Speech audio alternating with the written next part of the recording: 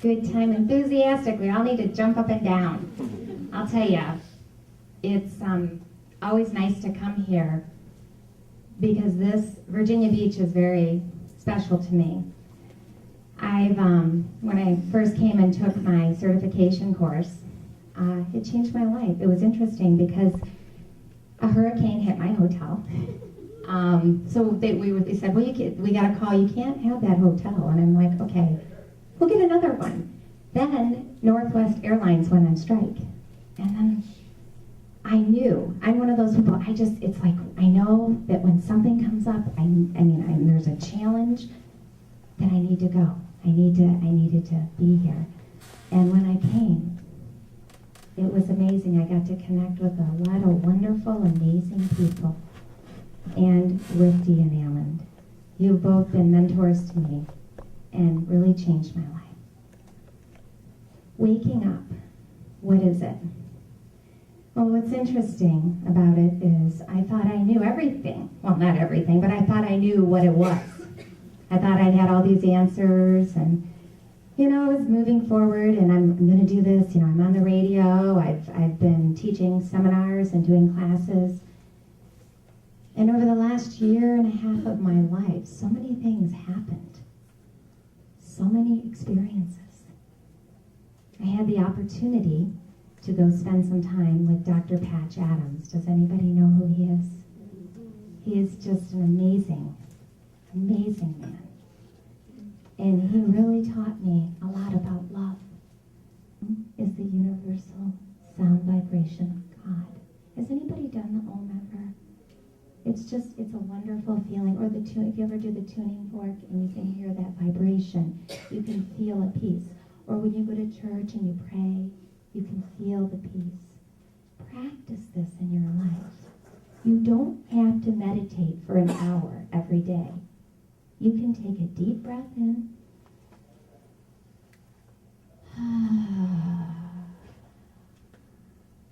you exhale. Do it 3 times a day. You'll feel so much balance. And I go through the grocery store and I'll do that and people look at me like, what's she doing?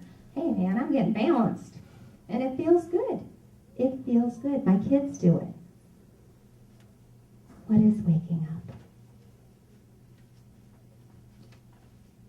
It's becoming aware that there's something that you want to do in life, and there's something more. You're like, I have something to do. I don't know what it is. I just know I have to do it. And when you took the hypnotherapy class, you probably felt, I need to do this, but there's some way I'm going to connect it, right? There's some way I'm going to connect this into my life. And then you think, I have to find my purpose. Well, guess what? Your purpose is already within you. We don't have to find our purpose. God, our purpose is there within us. We are all connected.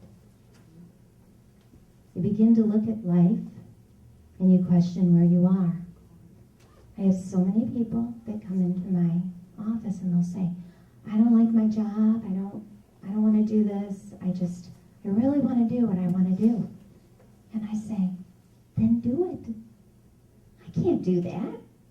How am I going to pay my bills? And I say, that's a fear, and fear is an illusion. Let it go. I was very blessed to have parents, my mom especially, who told me, you can do anything you want to do, Kim. Just do it. And encouraged me. I'm telling you, encourage your children now. You have children, even they're older. You are the most wonderful connection, you have the deepest connection with your children. And as you create that divine connection, you also create it with them, and then they give it back to you. And I'll tell you what, my kids, all 5 of them, they teach me a lot. And trust me, this hair would be gray if I didn't color it. But they're blessings. There's a wonderful, if you get a chance to stop by our booth, there's a wonderful program that we have that's called Magical Beginnings. And it is a course that Ritu and I teach. And we teach parents to connect with their children through intuition and also working with children. Now, you don't have to take a course to do any of this, right? Because you already have this knowledge within you. And I'm going to teach you how to simply use this. A couple other things. Your intent becomes your guide. And you become aware that you are one with everything around you and everyone, right? So your intent, you set your intent. What is your intent right now? Who are you? I can tell you who you are. You are me and I am you. And if we all connect and work together, there can be no suffering. Only peace. Then you begin to feel in love with life. And you know what feeling in love is? It's a wonderful feeling. And then you honor yourself and you listen to what you're feeling. Does anyone just listen? Like when you're going to do something, you think, no, I shouldn't do this, or yes, I should do that. Or do you ever say, I should have listened? That's okay. At least you recognize what your inner voice says. How do you know your intuitive inner voice? It's very simple. And we're all going to, if you don't mind, just close your eyes for a moment. And I'm going to show you. I'm going to teach you how to do that. And if you don't want to close your eyes, that's okay too. But just take that deep breath in. Fill your stomach with air and just exhale.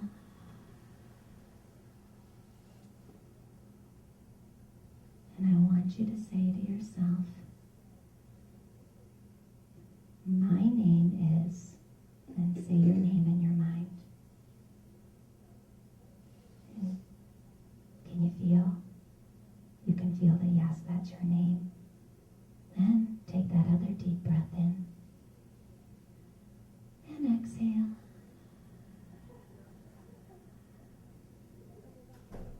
And you say to yourself, is my name Darby? Hopefully nobody's name's Darby. If it is, I'm sorry. And you can feel the no. Now, do you feel, you can open your eyes, can you feel the yes and the no? You get that familiar feeling inside? That's your guide. That's your guide to knowing your voice.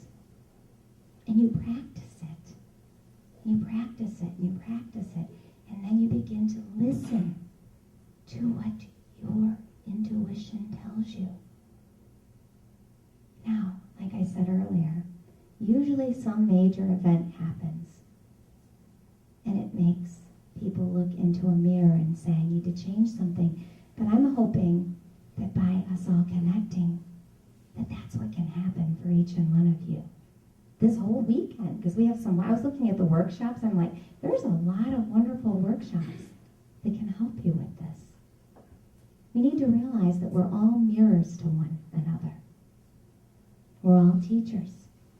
Do you know that the person that can frustrate you the most is your greatest teacher? They're teaching you something about yourself. Neil Donald Walsh wrote a book called The Little Soul in the Sun. Has anyone read that? It's a cool book. It's a cool book for kids because there's this little soul that says to God, I want to learn about forgiveness. So God says, okay, in the planning stages, I'm going to send you down to earth and you can learn about forgiveness. So the little soul's so excited, and God says, do you have any other souls here that would like to teach this soul about forgiveness? So this other little soul raises their hand and says, I will, I'll do it. So the little soul's excited because that soul's going to learn about forgiveness. But the other soul says to that little soul, there's something that you need to remember. When you're angry and you're frustrated with me, when you're bothered by me, remember who I am.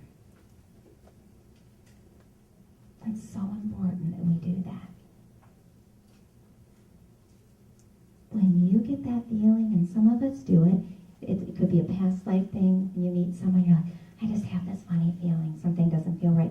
You know what, you should get to know that person, because that person probably has something to teach you, and so do you them. Remember, there are 7 steps that I was given to waking up, and I'm sure each and every one of you will also have your own process as you go through this. The first one was mindfulness, and that is being aware of everything around you. When we walk into a room, a lot of times we will just focus on one thing. Maybe we're going to focus on where our seat is, or we're going to focus on, okay, I got to do this, then I'm going to do this. We have these linear ways of thinking. Now, you're all hypnotherapists, so you're already open. But when you walk into a room, begin to use your senses. Begin to smell. Begin to taste. Feel. See. Hear. Now, how many times do you walk into a room and taste?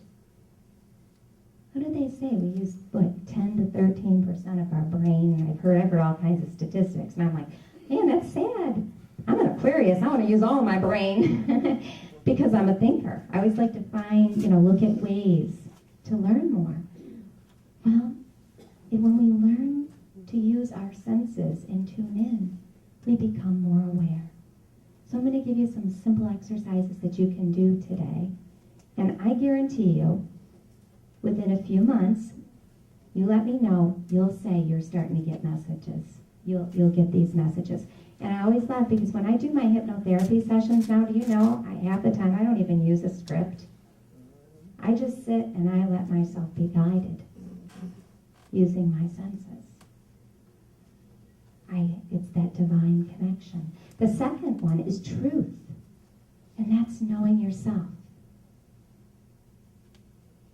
Is anyone here in a situation in their life that doesn't feel truthful?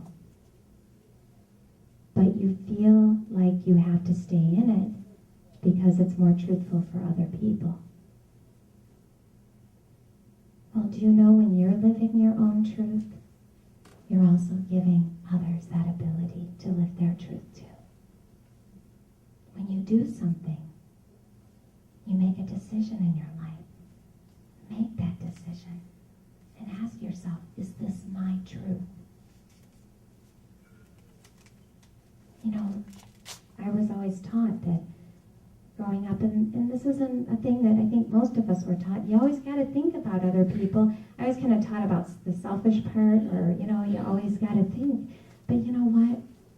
Loving yourself and giving yourself truth or taking time for yourself is not selfish, because you're actually creating a better energy and creating a better awareness for those around you. When Dee was doing her poetry, I could feel my truth, because her truth resonated with me, because she wrote that from her soul. It came from within her. She blessed a girl who goes to our church with a book, her book of poetry, and she reads it, she stands up and reads it. And it means so much, and it helps everybody that comes to church. What is your truth? What is it? Don't do things because you think you have to do them if they're not true. Now, yeah, we have holidays coming up, and Mom and Dad like us to come for Thanksgiving dinner and those type of things, right? But if you're doing something, like you're in a job and it just doesn't feel truthful to you, how can you change that? Change it. Change it. Because you need to know that truth is your purpose too. You can do anything you want to do if you believe. Set the intent. Know the truth. And then have gratitude for that divine connection. I hear I listen to a lot of different speakers, and I've had an opportunity to meet some amazing people. Greg Braden, I got to spend some time I interviewed him a couple times last year. And he talks about the divine matrix and that connection that we all have with one another. Isn't it amazing that we can tap into that and we can feel ourselves, but we can also feel one another? Have gratitude for that. Be thankful for each and every moment that you live. Every moment that you live, be thankful. With that, we set that intent. The intent is the energy of truth. So, what is your truth? Okay, I want to stop being an accountant. This is my friend Rithu. I want to work with children. I love children. I want to teach children. So, she knew her truth. She set her intent and she quit her job, a very good job. Now she's doing her work. But because it was truthful and the intent moved it, it happened. And it can happen. And with that, you need to also be in an awareness of the present moment. Don't live in what's going to be tomorrow or yesterday. Be in the now. Be in the now. When you're in the now, your senses are awakened. It creates what we call a hyper-awareness. And nothing can stand in the way of you living awake. We're all awake. Sometimes we just fall asleep. So I'm shaking you up right now and saying, wake up! Because you all have that within you. It's amazing what we can do. Then we have the law of attraction. And we hear a lot about that, right? The law of attraction. I like to use the word spiritual, the term spiritual currency. Spiritual currency is a currency of spirit that has no limits. We can take that energy and we can reach out and we can connect with everything that is for our highest good. You know, sometimes we think of money and we think, ooh, you know,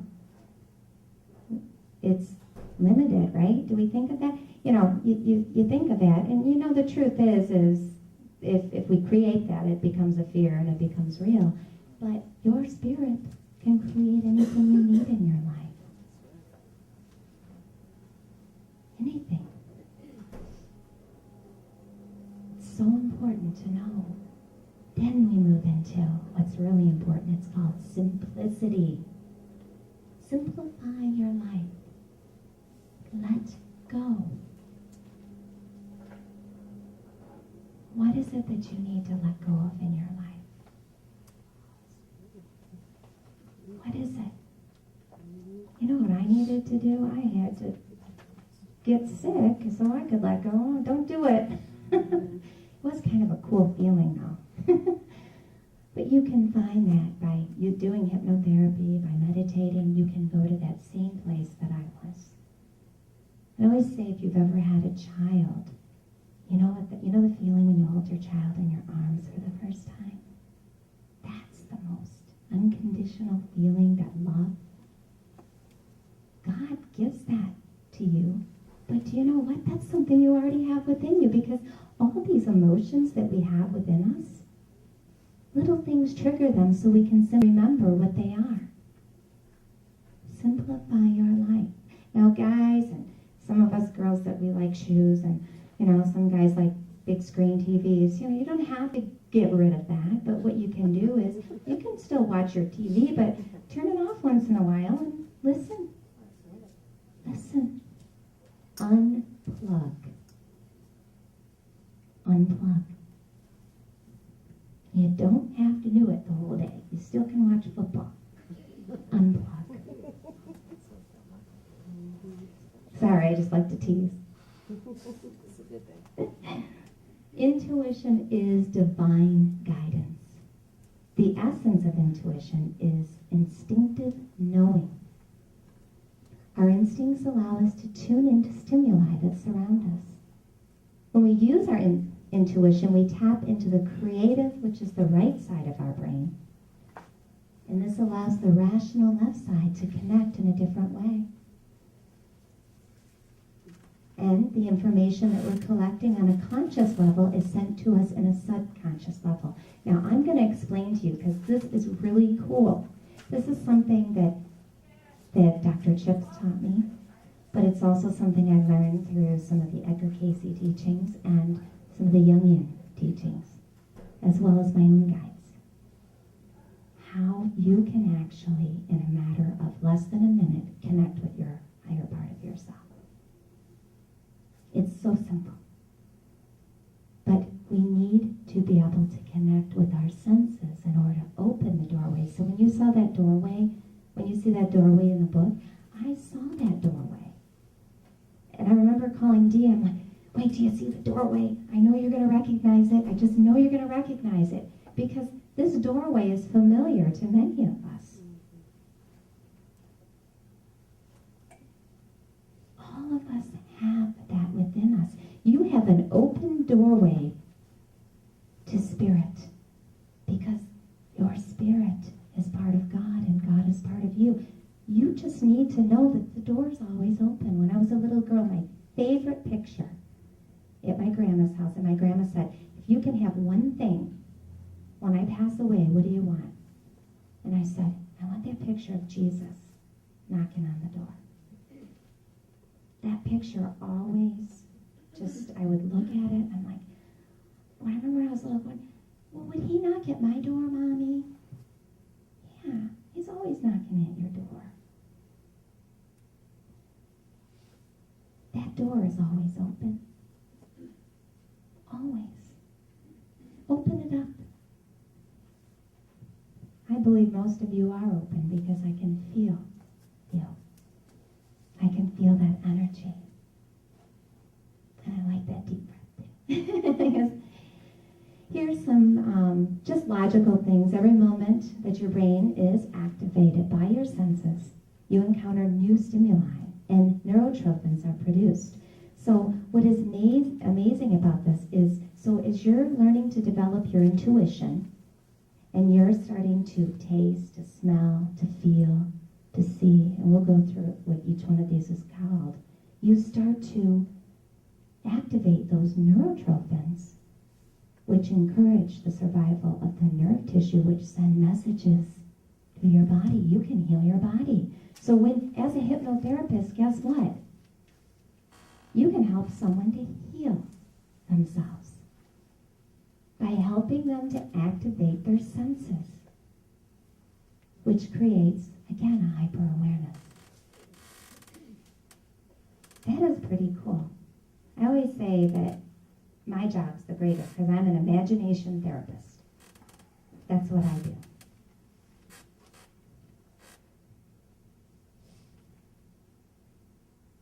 Some of the things you can do to activate your intuition, change, and because this is important, if you're right-handed, you always want to try to use the other side. You want to use, if you're more of a right brain person, you want to do exercises to work with your left brain and vice versa. And I'll tell you, it's important to have balance. I did not have balance, man. I was living in la-la land major. I was floating around, and even people would talk to me and I'd be like, I was. And I had to get grounded. So these are things you can do. Change the hand you normally write with. Try it. You don't have to do it perfect, but try it. It actually activates and it starts to create a balance, and we need balance. Balance is important. When you get dressed, close your eyes. Close your eyes. One of my very good friends, she is blind. but she sees better than anyone. She feels. She will tell me. She'll say, oh, it's a beautiful day out, and she'll start telling me what kind of day it is. And you know what? She can see it because she feels. She hears the birds singing. She does all these things. When you're on the phone, listen to the person that you're hearing, feel their words. I love doing that because you're not looking at their expression, but you're feeling and listening. You're using what we call clairaudience. And you're sensing them. Move from literal conscious to collective. It's very simple.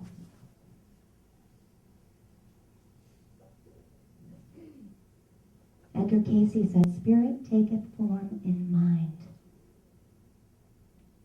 Your minds are very powerful. God gave you your mind so that you can connect with, remembering with your purpose. How do you do it? Learn to relax. Quiet your mind. Quiet it. There are many ways you can do that. You can do it through ways of doing art, of writing. You can dance, breathing. Your spirit is your guide. But your mind, actually, when we talked about activating those neurotrophins, that sends that energy through your body. When you're blocking that, you're going to block different chakras, different energy meridians in your body, and I guarantee you're going to have problems and create a dis-ease within your body. But if you also think that you will too. So know that it's up to you. These are the different ways that you can connect through your senses. The first one is clairvoyance, which is seeing. It's clear seeing. Now, if you want to activate your seeing, you can see me, right? Everyone can see me? If I say to you, see a red balloon in your mind, can you see it? Okay. The way to begin to activate that is by practicing seeing things in your mind. What you're doing, it's like when you're looking with your kids and they're writing, they're practicing writing, same thing, but you're working with your mind. What's so amazing with that is that you'll walk up to someone and all of a sudden you'll see something after practicing it over and over again. You'll see something and you'll say something to them, and I guarantee you're going to connect with something with them.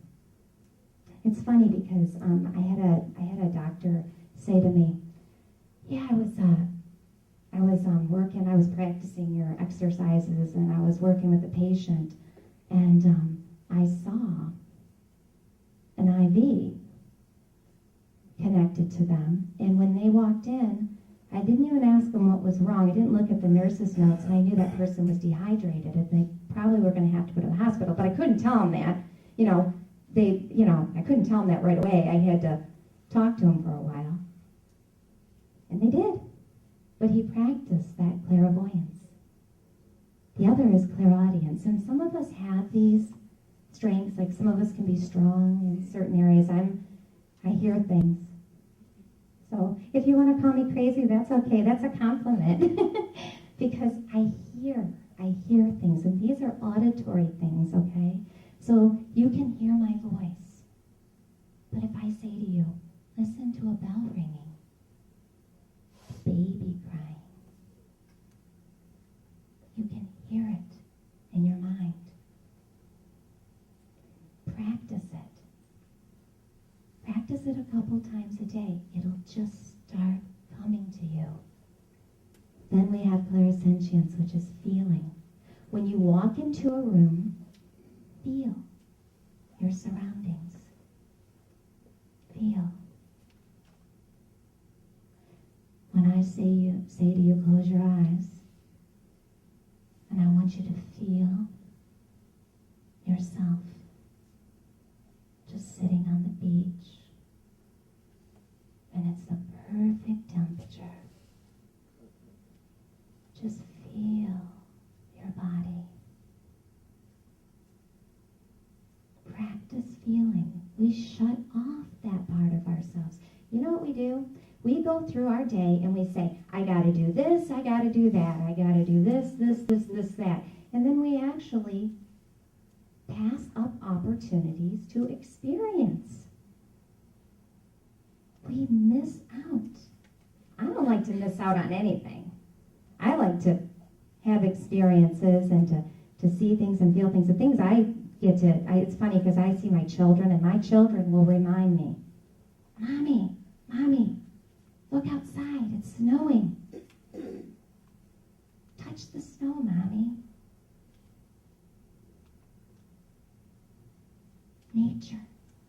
Nature is a reminder. We're all reminders to one another. We have to learn to remind each other of these things. It's so important. Then we have the gustatory, which is taste. If I say to you, taste a lemon, you can taste a lemon. Some people smile. I feel cleanliness. I like lemons. Or taste chocolate. Some of us think of, pleasure and comfort and things like that. Yes, chocolate. But how many times do you really focus on your taste? I mean, I bet you it doesn't happen that much unless you're looking at something you're about to eat and, or you're looking at a menu. There's a good way to practice.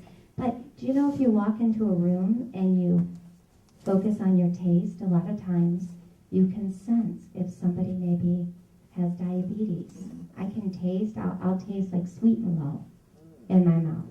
And I'll say, you have problems with your sugar. And I'll go, yeah, how did you know that? Well, I tasted it. Okay.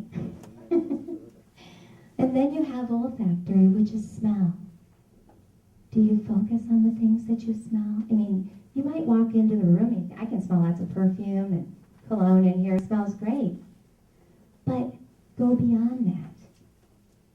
Smell a rose. Smell a newborn baby.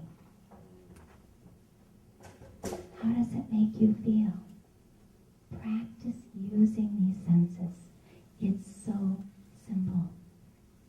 And I'm going to say it again. If you have children, work with them. When I go camping with my kids, we sit in front of a fire, and I actually have them look in the fire and say, what do you sense? What do you see? And they'll say, I see a lion. How does it make you feel? Work with your senses. This is how you do it. Does everybody know this? You probably are familiar with this with Alan, right? He's taught me a lot.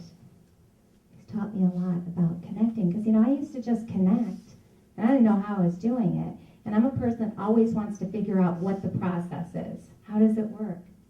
So think of this. You all have these V's on top of your head, okay? These openings, okay? Consciously, you are here. So you start with your conscious. So I'm looking at you and I'm consciously seeing that you are here with me. And then I'm starting to open the doorway here into my subconscious. And I'm beginning to feel. I'm beginning to hear. I'm beginning to taste. I'm beginning to smell. And I see a ring. I can see a ring. And it's like a diamond ring. And it's just a presence of someone around you. That's what I see in my mind. And then as I do that, I move into the next doorway, which is the unconscious, which can connect with maybe things that were from this life or other lives. And when I connect, I see memories of love, of connectedness, of peace. And then when I open up that doorway,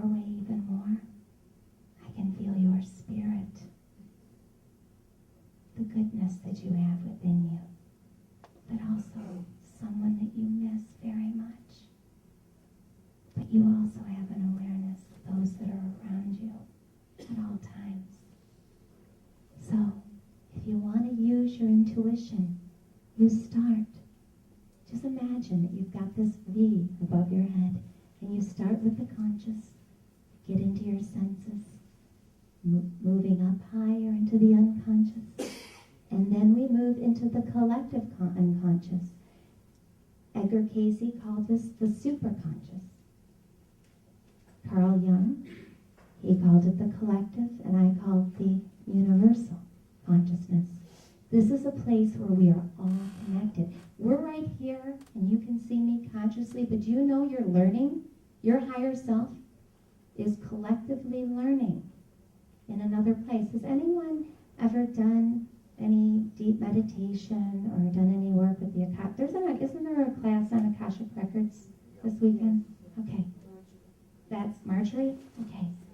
And that's a wonderful, and that's on Sunday. That's a wonderful class if you get to take it, because what you're doing is you're moving up collectively and you're connecting with your higher self.